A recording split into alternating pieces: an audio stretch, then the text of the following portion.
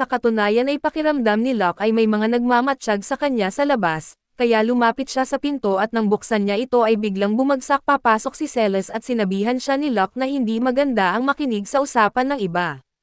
Sinubukan pang magdahilan ni Celes, pero wala na siyang maipaliwanag kaya humingi na lang siya ng tawad at kasama rin nila si Luke-Ira.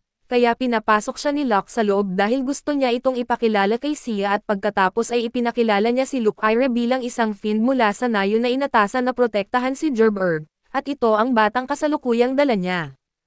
Hindi makapaniwala si Sia nang makita si Gerberg dahil hindi niya inaasahang nahanap na agad siya ni Locke, ngunit sinabi ni Locke na nagkataon lang ang lahat habang nasa isang misyon siya at ngayong ligtas na si Gerberg, ang natitira na lang nilang gagawin ay talunin ang Vampire High Lord. Ayon sa impormasyong nakalap ni Sia ay nasa loob lang ng rehiyong ito ang High Lord, pero hindi pa nila alam ang eksaktong kinaroroonan nito, napabuntong hininga si Locke dahil alam niyang magiging mahaba at nakakapagod ang paghahanap sa buong lugar. Samantala ay tuwang-tuwa naman si Celes dahil sa wakas ay magkakaroon siya ng pagkakataong makakalaban ang isang Vampire Lord, pero agad siyang pinigilan ni Locke at sinabing hindi niya ito isasama sa misyon at nagulat si Celes at tinanong kung bakit. Ipinaliwanag ni Locke na masyadong delikado ang misyon para sa isang taong nasa antas niya, hindi pumayag si Celes at sinabing hindi iyon patas dahil sasama naman si Sia at halos magkapareho lang sila ng lakas, ngunit binanggit ni Locke na iba ang sitwasyon ni Sia dahil ayon sa batas ng tribo ni Sia ay kailangan talaga nitong sumama. Bukod pa roon ay ayaw niyang ilagay sa ganoong panganib ang anak ng kanyang kaibigan. Para gumaan ang loob ni Celes ay iginiit ni Locke na mayroon pa rin siyang mahalagang tungkulin at hiniling niya rito na bantayan si Gerberg habang wala siya, dahil hindi niya maaaring isama ang bata sa mismong pugad ng kalaban. May malakas na barrier ang kabisera kaya hindi basta-basta na makakapasok doon ang mga Lord-level vampire para puntiryahin si Gerberg, gayunpaman ay kailangan pa rin ng taong magbabantay rito habang wala siya. Noong una ay nalungkot si Celes dahil may iwan siya pero nang marinig niyang napakahalaga ng kanyang magiging tungkulin, pakiramdam niya ay mayroon siyang espesyal na misyon kaya pumayag siyang manatili at bantayan si Gerberg para kay Locke. Makalipas ang ilang sandali ay dumating na rin sa bahay si Goren. Pagkakita ni Celes sa kanyang ama ay bigla siyang napaiyak at humingi ng tawad sa malamig na pakikitungo niya rito nitong mga nakaraang araw. Masaya si Goren na hindi nagalit sa kanya ang anak. Sinabi rin niyang hindi naman siya gaanong nasaktan sa naging asal nito, kaso gusto niyang malaman kung bakit ito nagalit sa kanya at ipinaliwanag ni Celes na inakala niyang si Locke ay anak nito sa labas at pagkarinig ni Goren sa sinabi ng anak, muntik niyang may buga ang iniinom niya dahil hindi siya makapaniwalang naisip ni Celes ang ganoong bagay. Nang maisip niyang ganoon ang mga iniisip ng anak niya, nagsimula siyang mag-alala na baka napahamak nito si Locke dahil sa maling akala kaya humingi siya ng paumanhin kay Locke para sa inasal ni Celes. Ipinaliwanag rin ni Goren na hindi niya alam kung bakit palaging kung ano-anong haka-haka ang naiisip ng kanyang anak. Napangiti naman si Locke at ipinahayag malamang ay namana lang iyon ni Celes kay Goren. Naalala kasi niya ang napakaraming pagkakataong kinailangan niyang ayusin ang mga maling akala ni Goren noong magkasama pa silang naglalakbay bilang mga adventurer. Dahil dito ay nagsimula ng magdalawang isip si Goren kung tama bang hayaang maging adventurer si Celes dahil sa ugali nitong basta na lang naniniwala sa sariling hinala, baka madali itong malinlang ng masasamang tao ngunit sinabi ni Locke na wala itong dapat ipag-alala dahil babantayan niya si Celes at sisiguraduhing hindi ito mapapahamak. Labis ang tuwa ni Goren nang marinig iyon kaya niyakap niya si Locke at paulit-ulit itong pinasalamatan. Pero eksaktong sandaling iyon ay bumalik si Celes at nang makita niyang magkayakap sina Goren at Locke, muli na naman siyang nagkaroon ng maling akala. Dahil dito, napilitan sina Locke at Goren na maglaan ng halos isang oras para ipaliwanag na mali na naman ang iniisip niya at matapos din nila itong tuluyang mapaniwala, bumalik sila sa seryosong usapan at tinanong ni Goren si Locke tungkol sa Vampire High Lord na nabanggit nito kanina. Ipinaliwanag ni Locke na ayon sa impormasyon ni Sia na isang Vampire High Lord ang nasa likod ng lahat ng nangyayari sa lugar na iyon, nagulat si Goren nang marinig iyon dahil mas magiging komplikado ang sitwasyon kung totoong may High Lord na sangkot. Sinabi ni Locke na kailangan muna nilang masigurong ligtas si Gerberg bago nila lusubin ang kastilyo ng Vampire High Lord, sumang-ayon si Goren ngunit dahil alam niyang may kapangyarihan si Gerberg na pumatay ng mga vampire, tinanong niya kung maaari ba nila itong isama sa laban-laban sa Vampire Lord. Pero iginiit ni Luke-Ira na hindi iyon posible, ipinaliwanag niya na ang kapangyarihan ni Gerberg ay epektibo lamang sa mga vampire habang sila ay nasa kalagitnaan ng kanilang pagbabago at bagamat maaari pa ring makatulong ang kakayahan nito sa labanan. Napakalaking panganib kung lalaban sila habang pinoprotektahan si Gerberg dahil kapag may nagkamali, maaaring maaga ng kalaban ang bata at iyon ang hinding-hindi nila dapat mangyari at dahil kapag nakainom ng dugo ng isang sarafal ang isang vampire, sisipsip ito ng napakalaking dami ng cursed energy. Dahil doon, agad na magbubukas ang medallion nito ng isang dimensional rift na magsisilbing daan para makarating ang Demon God. Nagulat sina Locke at ang iba pa nang marinig iyon dahil ngayon lang nila nalaman kung gaano kalaki ang nakataya. Dahil dito ay mas lalo nilang napagtanto na hindi maaaring mailalapit si Gerberg sa larangan ng digmaan, kaso kailangan pa rin nilang makahanap ng isang ligtas na lugar kung saan siya may tago at biglang nagmungkahi si Goren na humingi sila ng tulong kay Eric. Naalala ni Locke na si Eric na nga pala ang kasalukuyang hari kaya kung ipapaliwanag nila ang buong sitwasyon, tiyak na mapoprotektahan nito si Gerberg sa loob ng palasyo at agad na nagpadala si Goren ng mensahero sa palasyo upang ipaalam kay Eric na papunta sila roon. Hindi nagtagal ay dumating silang lahat sa Royal Palace at dinala sa isang waiting room at makalipas ang ilang sandali, pumasok si Eric kasama ang dalawa niyang anak na babae na sina Mary at Charlotte. Isinama niya ang dalawa dahil matagal na nilang gustong makilala si Locke matapos ikwento ni Eric na bumalik na ito. Masayang sinalubong ni Locke ang mga anak ng kanyang matalik na kaibigan, halos hindi mapigilan ni Mary ang kanyang pananabik dahil si Locke ang kanyang iniidolo at lumaki siya sa pakikinig ng iba't ibang kwento tungkol dito at humingi pa ng autograph sa picture book ni Locke. Nagulat naman si Locke nang marinig iyon dahil wala siyang kaalam-alam na mayroon palang picture book at mga merchandise tungkol sa kanya. Nagulat si Sia nang malaman na walang alam si Locke tungkol sa picture book niya. Gayong napakasikat na nito pero naisip din niyang normal lang iyon dahil 10 taon na wala si Locke. Ipinaliwanag ng lahat na halos lahat ng bata sa buong kaharian ay lumaki na nakikinig sa mga kwento tungkol sa kabayanihan ni Locke. Dahil dito ang picture book niya ay halos makikita na sa bawat bahay. Kahit si Gerberg ay paborito rin ang librong iyon at ipinapakita lamang nito kung gaano kamahal at iginagalang ng mga tao si Locke. Pero para kay Locke ay medyo kakaiba pa rin na para bang mayroon siyang napakalaking grupo ng mga tagahanga. Maya-maya, lumapit si Mary kay Lucaira at nagtanong kung pwede niyang hawakan si Gerberg dahil mukha itong napakalambot at nakakaakit yakapin at wala namang pagtutol si Gerberg, kaya pinayagan siya ni Lucaira na hawakan ito hanggat gusto niya. Nakisali rin si Charlotte at tuwang-tuwa ang dalawang bata habang nakipaglaro kay Gerberg. Gayunpaman ay marami pa silang kailangang pag-usapan kaya hiniling ni Goren kay Celes na dalhin muna sina Mary at Charlotte sa ibang silid at samahan silang maglaro. Pagkaalis nila ay nagpasalamat si Eric kay Locke sa paglalaan ng oras para makilala ang kanyang mga anak dahil matagal na talaga nila itong gustong makita. Sinabi rin ni Eric na maaaring hindi lubos na naiintindihan ni Locke kung gaano kalaki ang nagawa niya. Pero ang mapayapang buhay na tinatamasa ng lahat ng tao sa kontinenteng ito ay bunga ng kanyang sakripisyo. Kasama na roon sina Eric at Goren dahil kung hindi dahil kay Locke, malamang ay hindi nila nasaksihang lumaki ang kanilang mga anak. Masaya si Locke nang marinig iyon dahil ibig sabihin ay hindi nasasayang ang lahat ng isinakripisyo niya para sa bansa. Bigla niyang naalala ang isa pa nilang kasamahan sa Hero Party. Napansin niyang hindi pa niya nakikita si Leffy mula nang bumalik siya at ipinaliwanag ni Eric na gusto sana siyang puntahan ni Leffy nang nabalitaan nitong nakabalik na siya, pero bilang pinuno ng Holy Order ng Kaharian at napakarami nitong responsibilidad kaya matagal na itong hindi nakakaalis sa katedral. Samantala sa kabilang silid ay inihatid ng kasambahay na si Roanna sina Celes, Mary at Charlotte ngunit may kakaiba sa kilos ni Roanna dahil halatang may masama siyang balak. Samantala ay natapos na ni Locke ipaliwanag kay Eric ang lahat ng nalaman nila. Labis na nagulat si Eric nang marinig na balak ng mga vampire na magbukas ng dimensional rift upang makapasok sa mundong ito ang Dark Gods. Sinabi ni Locke na kailangan nilang tiyaking hindi makukuha ng mga vampire si Gerberg dahil kapag nainom nila ang dugo nito, agad nilang mabuksan ang portal. Naiintindihan iyon ni Eric kaya iginiit niyang ihahanda niya ang lahat upang matiyak na ligtas sina Lucaira at Gerberg sa loob ng palasyo, dahil maayos na ang kanilang seguridad ay malaya na ngayong makakaharap nina Locke at Sia ang Vampire High Lord. Tinanong ni Eric si Locke kung mayroon na ba siyang plano kung paano nila tatalunan ang High Lord at sumagot si Locke na mayroon na siyang naiisip. ipinaliwanag niyang titipunin niya ang maraming Beastman warriors at kapag nakapwesto na silang lahat, siya at si Sia ang direktang aatake sa kuta ng mga vampire. Pero iginiit ni na Eric at Goren na parang kulang pa iyon para matawag na plano at sa tingin naman ni Locke, maayos ang estratehiyang iyon dahil kapag sinalakay nila ang kuta ay mapipilitan ang lahat ng ordinaryong vampire lord na habulin sila ni Sia.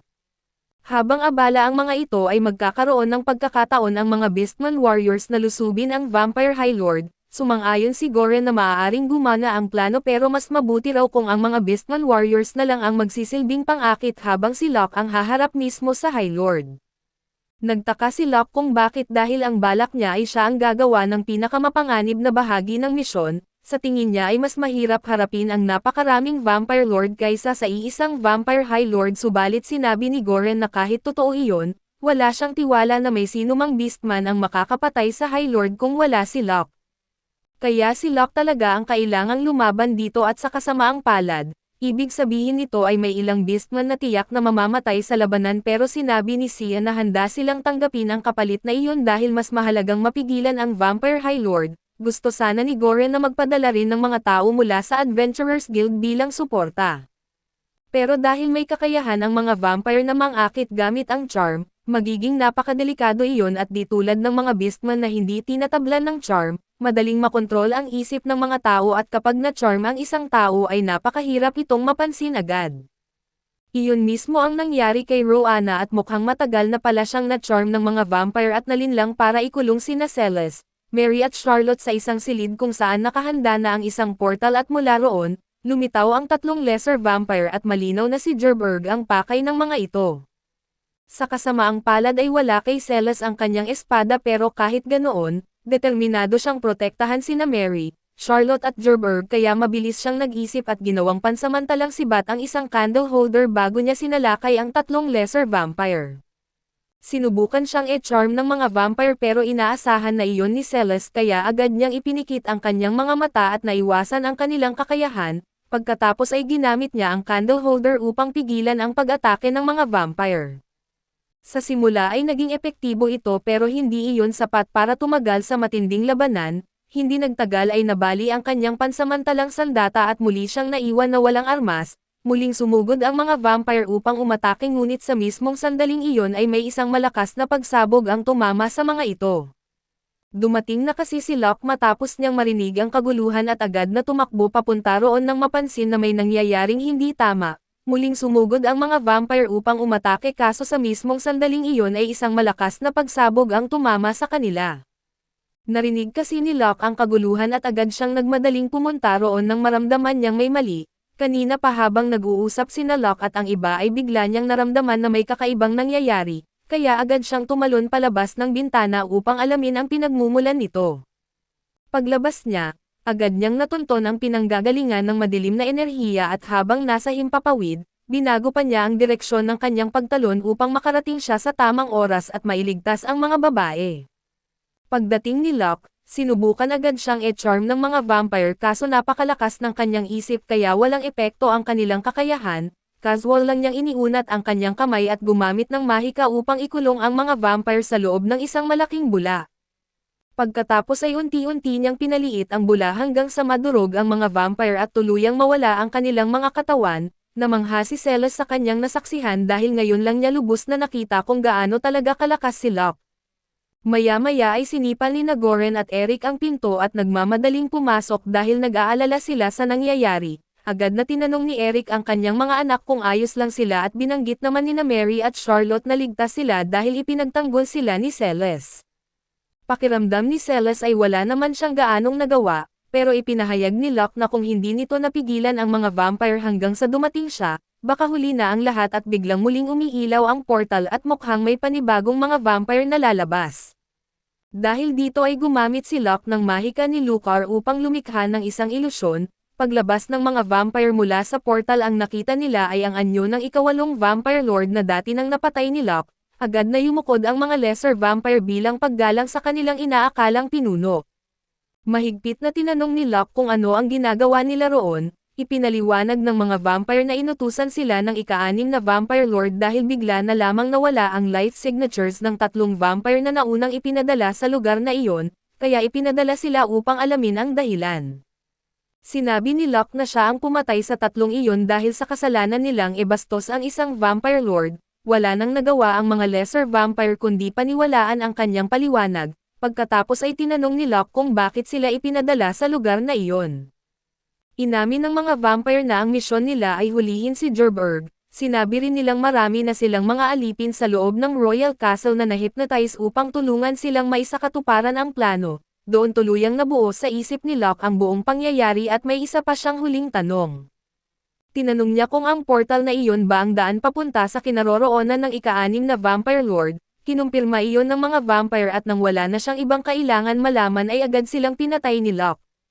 Pagkatapos ay tinanong niya si Eric kung paano nakalusot ang mga vampire sa loob ng palasyo kahit may protection itong barrier. Ipinaliwanag na kahit kayang pigilan ng barrier ang paggawa ng bagong portal, maaari pa ring may pasok ang isang portal na ginawa na sa ibang lugar. Dahil dito ay sinabi ni Locke kay Eric na dapat agad nilang hulihin ang lahat ng mga kasambahay na naimpluwensyahan ng mga vampire. Unahin nila si Roanna dahil siya ang nagdala ng tray na may nakatago na portal.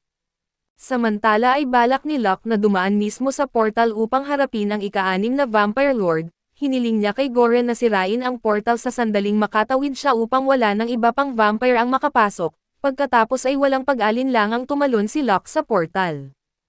Pagdating niya sa kabilang panig, agad siyang nagtungo sa trono ng ika-6 na Vampire Lord at sinipa ang pintuan upang makapasok at nagulat ang Vampire Lord at ang mga nasasakupan nito at may ilang lesser vampire ang sumugod kay Locke. Pero wala silang nagawa laban sa kanya at ilang sandali lang ang lumipas at ang ika-6 na Vampire Lord na lamang ang natira.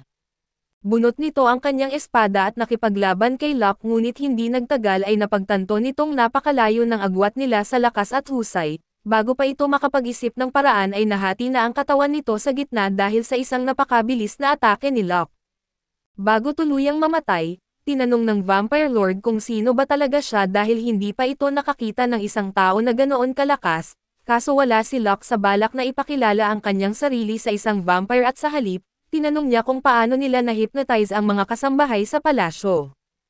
Tumanggi namang sumagot ang Vampire Lord kaya walang pag-atubiling sinaksak ni Locke ang ulo nito at tuluyan itong pinatay, pagkatapos ay winasak niya ang medalyan nito at sinipsip ng kanyang espada ang lahat ng madilim na enerhiya.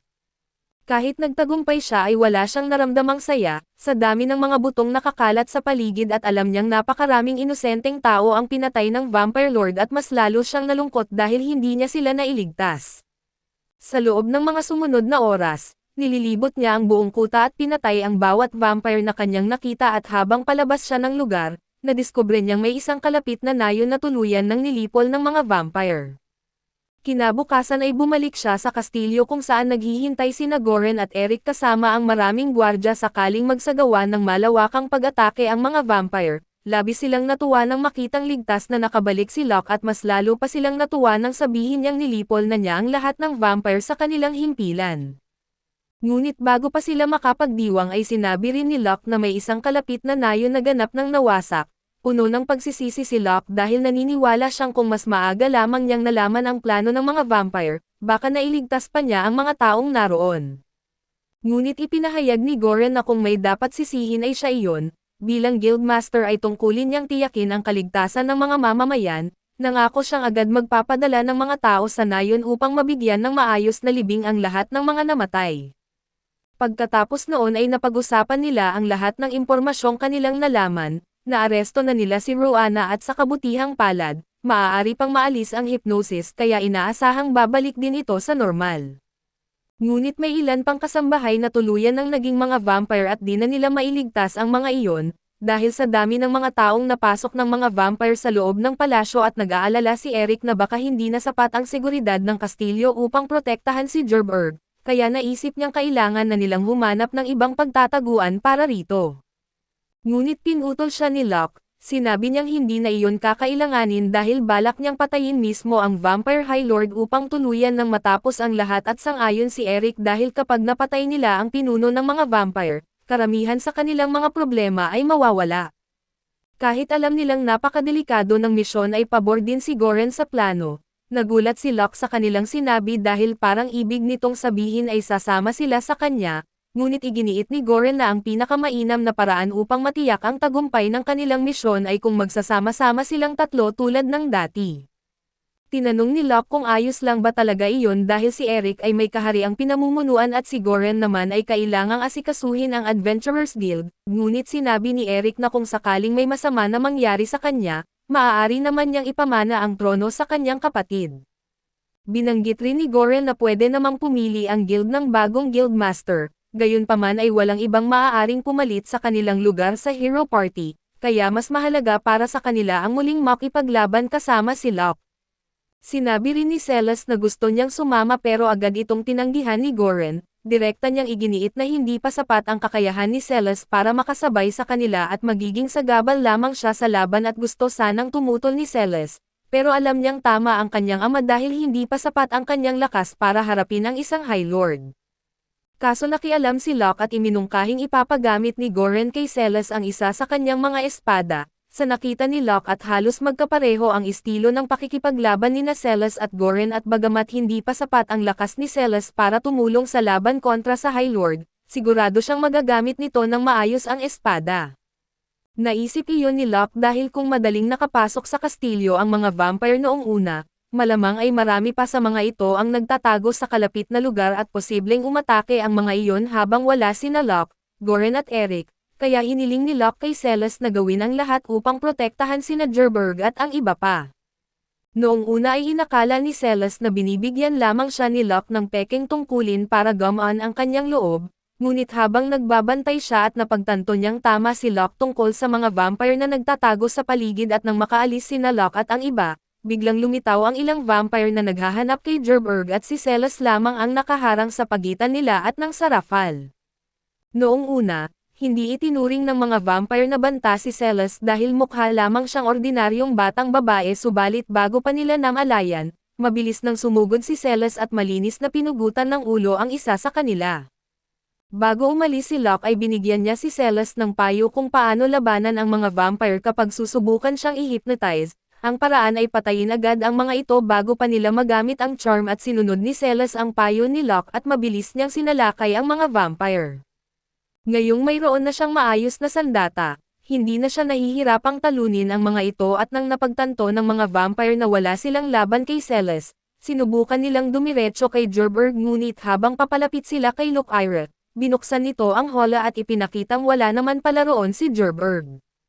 Pagkatapos ay gumamit siya ng illusion magic upang balutin ang mga vampire ng ilusyon ng nagliliyab na apoy, dahil kumbinsido silang totoong nasusunog ang kanilang mga katawan ay tuluyan silang hindi makagalaw. Samantala ay naghanda si Celes na ipagpatuloy ang laban gamit ang lahat ng kanyang lakas dahil gusto niyang maabot ang inaasahan ni Locke sa kanya, kaso ang hindi niya alam ay isinama pala ni Locke si Gerberg at bagamat delikadong dalhin ito papunta sa kuta ng mga vampire, iyon ang pinakamainam nilang pagpipilian sa ngayon. Gusto nilang linlanggan ang mga lesser vampire at papaniwalan silang nasa kastilyo pa rin si Gerberg. Balak ni Locke na bantayan si Gerberg gamit ang lahat ng kanyang lakas upang matiyak na walang masamang mangyayari rito. Samantala ay nagulat si Eric nang malaman niyang napakalapit lamang sa kaharian ng kuta ng mga vampire. Alam nilang nasa loob lamang ito ng kabundukan pero hindi madaling malaman ang eksaktong kinaroroonan nito. Bigla silang nakarinig ng kaluskos mula sa mga palumpong at maya-maya ay lumitaw ang isang beastman mula sa tribo ni Sia. Ipinaliwanag nitong nalaman na niya ang plano nilang patayin ang High Lord. Kaya siya at ang iba pang beastman ay gumawa ng paraan upang matukoy ang eksaktong kinaroroonan ng kuta ng Vampire High Lord, gayunpaman kahit alam na nila ang lokasyon ng kuta at hindi pa sila nakapaglansad ng isang malakas na pag-atake dahil kulang sila sa kinakailangang lakas. Sinabi ni Eric na hindi nila kailangang mag-alala tungkol sa pagpatay sa High Lord dahil sila na ang bahala roon. Palubog pa lamang ang araw kaya malamang ay bagong gising pa lang ang karamihan sa mga vampire at hindi pa ganap ang kanilang lakas, dahil dito ay iyon ang pinakamainam na oras para umatake at tinanong ni Locke ang Beastman kung kaya nitong ilayo ang iba pang mga vampire kasama ang kanyang mga tauhan. Pumayag ito kaya naiwan sina Locke, Goren, Eric at Sia upang harapin ang High Lord at pagkatapos ay inihagis ni Locke kay Sia ang isang espada at sinabing iyon ang sandatang nakuha niya mula sa ika-6 na Vampire Lord. Kinaya ng espada ang pagsalpok laban sa espada ng Demon Lord kaya sigurado siyang matibay ito. Sinuri rin niya iyon gamit ang appraisal magic upang matiyak na wala itong anumang sumpa at dahil dito, hindi kailangang mag-alala ni Sia na mapanganib gamitin ang espada at nagpasalamat si Sia sa regalo at nangakong gagawin niya ang lahat upang magamit iyon ng maayos. Hindi nagtagal ay nakarating sila sa lugar kung saan dapat naroon ang pasukan ng kuta. Kaso nalito sina Eric at Goren dahil wala silang nakikitang kahit ano at ipinaliwanag ni Locke na may concealment spell na nagtatago sa pasukan. Nang alisin niya ang mahika ay agad na lumitaw ang entrada ng kuta. Pagkatapos ay gumamit si Locke ng Sleep Fog spell at ipinadala muna iyon sa loob at bagamat hindi sapat ang mahika upang patulugin ang mga high-level vampire, kaya nitong pabagsakin ang mga lesser vampire upang hindi na nila kailangang problema ang mga ito. Pumasok ang grupo sa loob at mabilis na pinabagsak ni Goren ang bawat vampire lord na kanilang nakaharap. Nang pagtulungan siya ng isang grupo ng mga vampire ay hinampas lamang niya ang lupa gamit ang kanyang magic sword, dahil dito ay lumitaw ang isang napakalakas na pader ng apoy na agad sumunog sa lahat ng vampire. Dahil nagtutulungan silang lahat ay mabilis silang nakarating sa silid ng trono ng High Lord, ngunit bago sila makapasok ay biglang lumitaw ang isang malaking grupo ng mga vampire lord upang pigilan sila, humigit kumulang 30 ang mga ito kaya matatagalan sila kung isa-isa nila iyong harapin. Dahil dito ay sinabi ni Goren at Eric kay Locke na isama si Sia at pumasok sa silid ng trono upang patayin ang Vampire High Lord, sila na raw ang bahala sa mga ordinaryong Vampire Lord sa labas, ayaw silang iwan ni Locke upang harapin ng sila lamang ang napakaraming kalaban pero tiniyak nilang magiging maayos sila. Kaya isinama ni Locke si Sia at sinipa ang pinto ng silid ng trono at pagkakita sa kanila ay agad na sinalakay ng Vampire High Lord si Locke. Nagawa naman niyang harangin ang atake at gumanti ng isang hiwa na bahagyang tumama sa braso nito. Sinubukan ni Sia na palihim itong atakihin mula sa likuran, pero masyado siyang mabagal upang makapaglabas ng tamang atake kaya nagawang umiwas ng High Lord, gayunpaman ay napilitan nitong umiwas kaya sapat iyon upang mawala ang atensyon nito kay Locke, agad na pumwesto si Locke at tuluyang pinutol ang braso ng High Lord. Karaniwan ay dapat pigilan ng epekto ng espada ng Demon Lord ang High Lord na muling magpagaling, ngunit mas malakas pala kaysa sa inaasahan ang regeneration nito kaya hindi magiging madali ang pagtalo rito.